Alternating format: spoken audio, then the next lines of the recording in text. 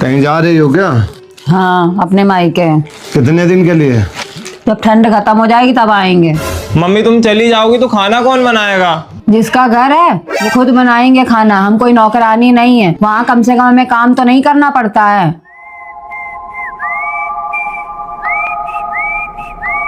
हाँ आ जाओ। अब किसे बुला रहा है फोन करके? किसी को नहीं बुला रहा हूँ। बुला तो रहा हो किसी को। तुमसे मतलब? बेल बज रही है, पक्का तुम्ही ने किसी को बुलाया होगा। किसी को ठंड में चैन नहीं लेने देते हो ना, खुद लेते हो चैन। आती देख क्या है गेट पे कौन आया है। तुम्ही ने किसी ना किसी को बुला के धरा होगा, लेकिन मैके तो हम जाके रहेंगे, हमसे ठंडी बर्दाश्त नहीं होती है। सरप्राइज! मम्मी देखो बूढ़ी नानी भी आई है। ए हटो लेला, हम बूढ़ी बूढ़ी हो तो भाई अम्मा। देखा, तुम्हारा मैका यहीं बुला दिया। अब तुम्हें कहीं जाने की जरूरत नहीं है। दीदी आपकी 15 दिन की पैकिंग करके आए, बहुत तेज ठंड है, जल्दी से चाय ले आ। भाभी तुम बना लो जाके चाय। दीदी इतनी सर्दी में हम काम नहीं कर पाएंगे, डॉक्टर ने हमको मना किया है। भगवान जाने सर्दी कब खत्म होगी। दीदी बेटी ने मुंह तो दिया है, शायद चादर बदलनी पड़ेगी। ए सुनो जरा सा, पता है अपने घर में 4 न्यूता के कार्ड आए हैं। ये तो अच्छी बात है, 4 दिन दबा के खाओ। अच्छी बात नहीं है, कहे थे 4 कार्ड तो आए, लेकिन चारों आज ही की तारीख के हैं।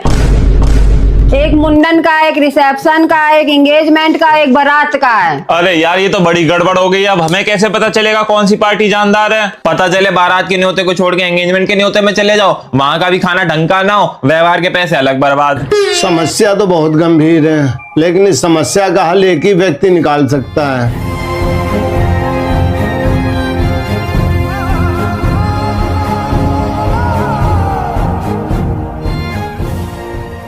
प्लान हमने बना के तैयार कर लिया है, और कान खोल के ध्यान से सुन लो। पापा जाएंगे एंगेजमेंट में, ठीक है। और आदि जाएंगे बारात में। ठीक है, लेकिन मम्मी। प्लानिंग के बीच में ना बोलो। और छोटू जाएंगे रिसेप्शन में। ठीक है।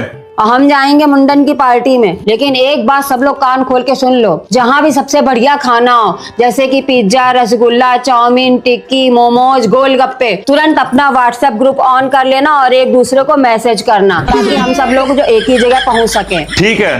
फिर सब लोग एक ही जगह पे इकट्ठे होंगे जहाँ सबसे बढ़िया खाना हो। बोलो तैयार हो? ठीक है, समझ गए। ठीक है, समझ गए। ठीक है, समझ गए। खाने के लिए तो हमारी जान भी हाजिर है। हाँ हाँ हाजिर है। हाँ हाँ, खाने के लिए हमारी जान भी हाजिर है। मम्मी मम्मी, भगवान जी क्या हो गया मम्मी? मम्मी अभी तो बता भगवान, मेरी मैया क्या हो गया? भूत। चिल्ला काहे रहे हो? मरे नहीं, जिंदा है अभी हम। अच्छा, भूत नहीं हो तो नाक में रुई की घुसेड़ रखी है, अभी हमें हार्ट अटैक आ जाता तो? ये तो जुकाम हो गया था, पानी निकल रहा था नाक से। अच्छा, तो फिर ये अगरबत्ती क्यों जला रखी है? ये तो मच्छर वाली अगरबत्ती है बेवकूफ। अच्छा, तो फिर ये छोटू का रो रहे थे यहाँ बैठ के? वो तो 10 रुपया मांग रहा था, हमने कान पे एक चपका दिया तो रो रहे हैं बैठ के।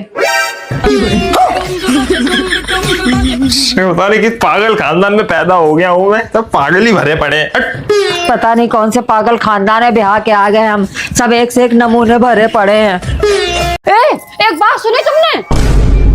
क्या हो गया? किसी ने मोहल्ले में फिर साड़ी खरीद ली क्या?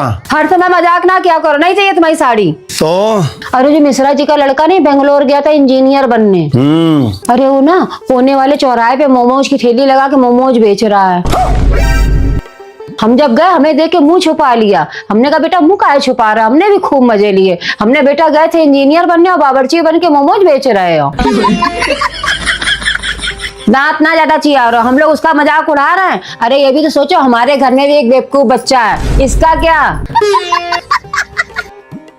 अरे मम्मी ना मोमोज बेचेंगे ना मोटो चलाएंगे, तो क्योंकि हम अपनी पढ़ाई एलपीयू में पूरी करेंगे। ये एलपीयू क्या है? अरे एलपीयू नहीं पता? एलपीयू माने लवली प्रोफेशनल यूनिवर्सिटी, जिसमें सलमा जी का लड़का पढ़ा है।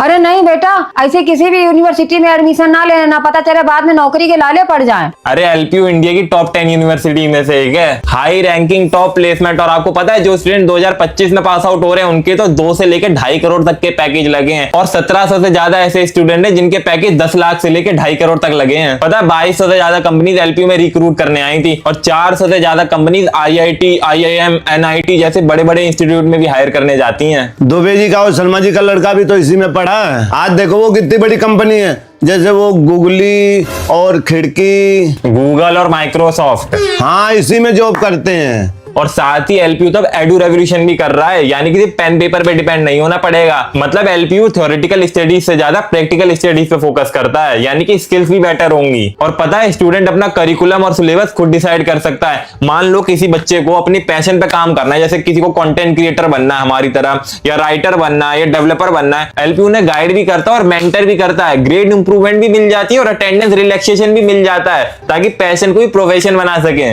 जब भी देखो शर्मा जी का लड़का इंटरनेशनल कंपनी में काम कर रहा, पैकेज उसके बढ़िया है। तुम भी एलपीयू में ही पढ़ाई करो।